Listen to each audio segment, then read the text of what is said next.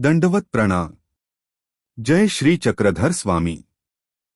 सालबर्डी के पर्वत प्रदेश के किसी एक भाग में एक दिन सर्वज्ञ श्री चक्रधर भगवान एक वृक्ष के नीचे बैठे हुए थे। इस जंगल में उस दिन दो शिकारी आए। उन दोनों ने उस जंगल में एक शशक अर्थात खरगोश को देखा। उन दोनों ने परस्पर शर्त लगाकर कहा कि किसका कुत्ता आज शशक को पहले पकड़ता है। जो पहल कर लेगा उसी की जीत होगी। इस प्रकार शर्त लगाने के बाद उन दोनों ने अपने शिकारी कुत्तों को एक शशक के पीछे लगा दिया। उस समय वह स्थान बिल्कुल समतल था। कहीं भी ऊबड़-खाबड़ भूमि नहीं थी। खरगोश अपनी जान बचाने के लिए बड़ी तीव्र गति से दौड़ रहा था। उधर शिकारी कुत्ते भी अपने शिकार को पकड़ने के लिए सरपट दौड़ लगा रहे थे।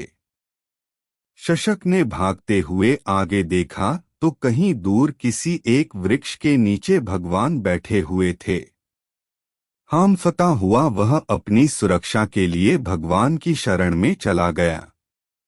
भगवान ने उस शशक को अपनी शरण में आते हुए देखकर कहा, महात्मन आओ। ऐसा कहकर दयालु भगवान ने अपनी जानू को जब ऊपर किया तो वह उसी समय जानू के नीचे आकर बैठ गया।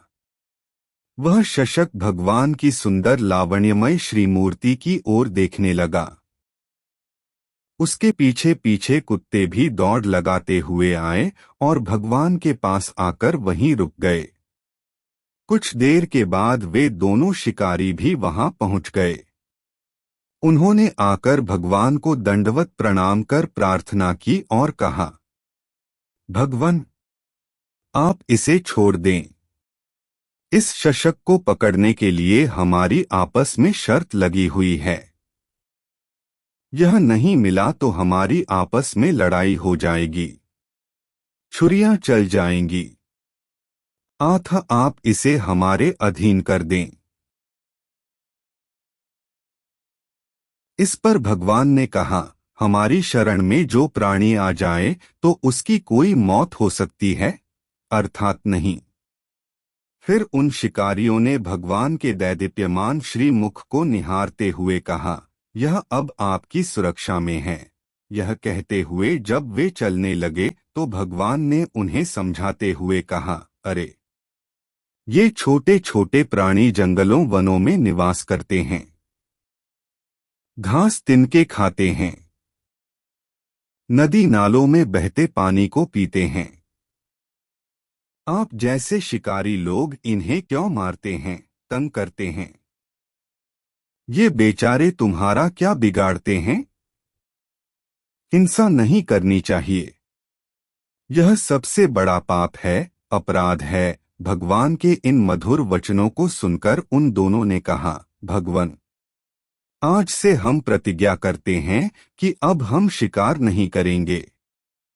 इन निरीह प्राणियों की हिंसा नहीं करेंगे। अहिंसा के मार्ग पर चलेंगे। आपने हमारी आंखें खोल दी। ऐसी प्रतिज्ञा करके उन्होंने भगवान के चरणों पर मस्तक रखकर उन्हें दंडवत प्रणाम किया और अपने घर की ओर चल पड़े।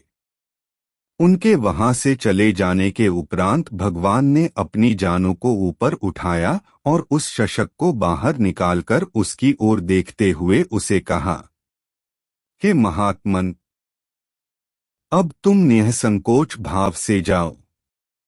भगवान ने उसके पूर्वाधिकार के अनुसार उसे देहविद्या की स्थिति प्रदान की और वह वहां से चला गया।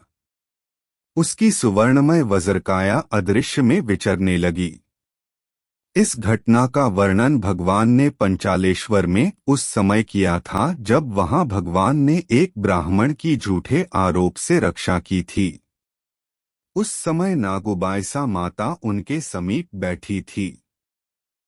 दंडवत प्रणाम। जय श्री चक्रधर स्वामी।